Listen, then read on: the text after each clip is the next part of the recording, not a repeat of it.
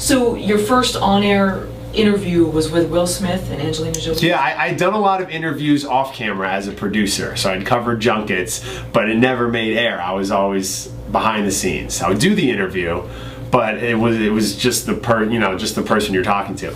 But my first on-air thing was a show called Your Movie Show with Suchin Pak, who was a big VJ at MTV.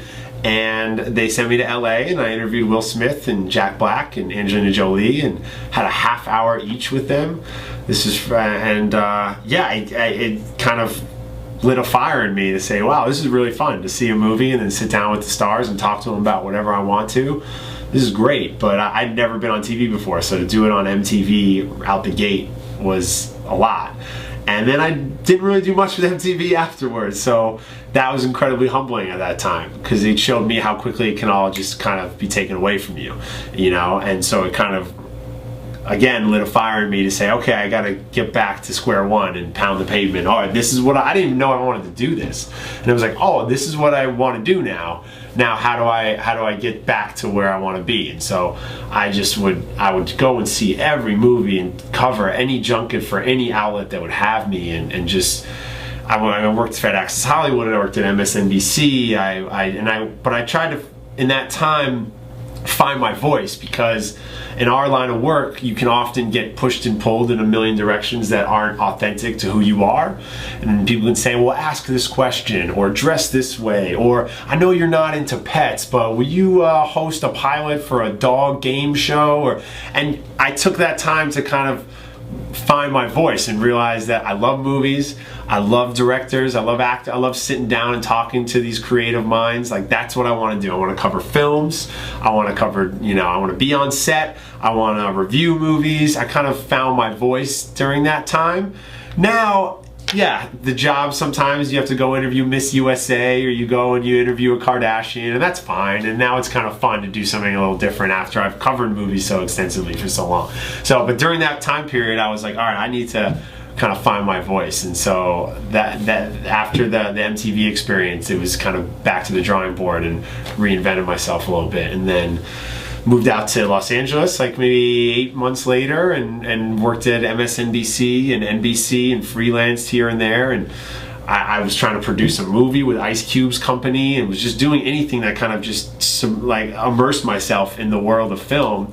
And then I had a general meeting at the E! Channel, and that place changed my life forever. So I'm forever grateful to them. Well, there's a documentary, an independent documentary entitled My Big Break by Tony Zierra, and he talks about, or he interviews an agent that says that most people in Hollywood do get some type of 15 minutes of fame, but most people aren't ready for it, and they don't seize that opportunity. It's so true. So what is your take on that, and why do you think you were ready at that time, or that you needed to be my mom, it's funny, everybody's asked me always, what advice did your dad give you on the business? But I've been lucky that my mother has been the most supportive mom I could ever ask for, and she doesn't work in the business, but she gets it, and she gets people. So she always says to me that it's not so much that your dad or your grandfather did anything, didn't pick up the phone and call anybody for you, but what they did give you was a sense of confidence in the world of entertainment and an understanding of it. And I see a lot of people who understandably come into it and are incredibly wide-eyed, and that can speak to your point of maybe not being ready for the success that's handed to them. I was very lucky. I didn't come into it wide-eyed. I grew up around it. I remember going to the set with my dad. I remember going to see movies with my dad, or different actors or filmmakers would come by the house and we'd sit and talk to them. And I remember my dad played in a charity softball event when I was, I think, 11 or 12, and I'd seen Saving Private Ryan the night before. And Ed Burns was in the game with my dad, and I just went up to him as an 11-year-old and sat and talked to him for 2 hours in the dugout, just about the movie and about Spielberg and who's this kid Matt Damon and blah blah blah, and just that kind of experience, those types of experiences made me really comfortable, so that when I did have an opportunity out here, I was ready for it, and I was ready to build off it, and I didn't get complacent. And I see also a lot of people in my line of work, they want to go to the studio, read the teleprompter when the red light's on, and then when the show's done, they go home and they have a life and they remove themselves. And I've always been entrepreneurial and always thought ahead, well, what's next? All right, I'm doing this now, but how can I build off of this? How can we make this better? And so I grew up kind of ready for it, if that makes sense.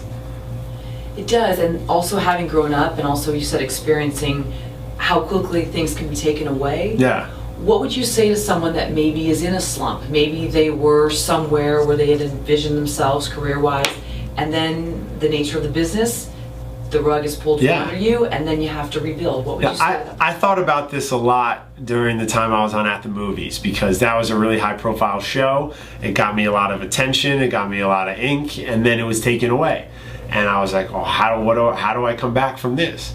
And I realized that everybody in Hollywood, from a lowly entertainment reporter to Robert Downey Jr. to, you know, John Lesher, the former head of Paramount, everybody gets knocked down in this business. And it's how you get up that defines your career and defines who you are and your voice. And so I would say that to anybody going through a slump.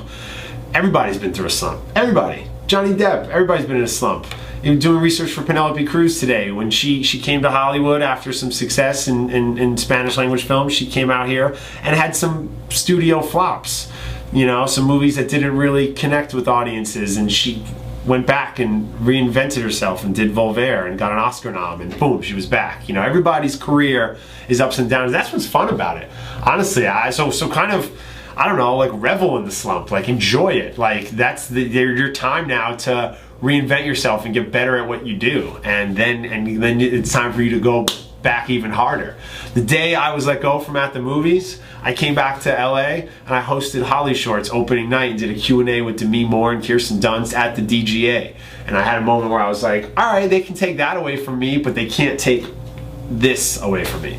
So I'm gonna still be here, I'm gonna still put myself out there. And then that month after At the Movies, I was everywhere. I saw every movie, I was on every carpet, I was doing every interview, and then I met a lot of great people, a lot of people who said, hey, you got a raw deal on the show, whatever it was. And then I got another job with Russell Simmons' company, and I was just back in the mix. And I think you have to enjoy, you have to try to find some comfort or some solace in the lulls, because you know that it's only gonna go up, because everybody gets knocked down in this business. Everybody. Everybody's one roll away, everybody's one flop away, you know? There's so many actors who had a moment and then it was taken away from. Look at like, who recently I was like, oh, look at like Matthew Modine, okay? He was kind of big in like the mid-90s, didn't really happen for him. He's in the new Batman movie.